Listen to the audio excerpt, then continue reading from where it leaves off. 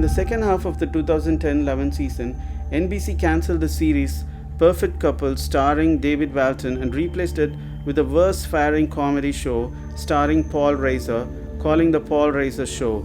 A semi-autobiographical sitcom, Reiser played himself as a former TV star who hasn't worked in TV for years and is trying to find a way to break back into TV.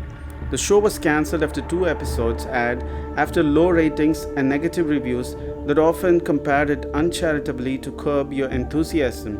Larry David guest starred in the Paul Reiser Show's pilot.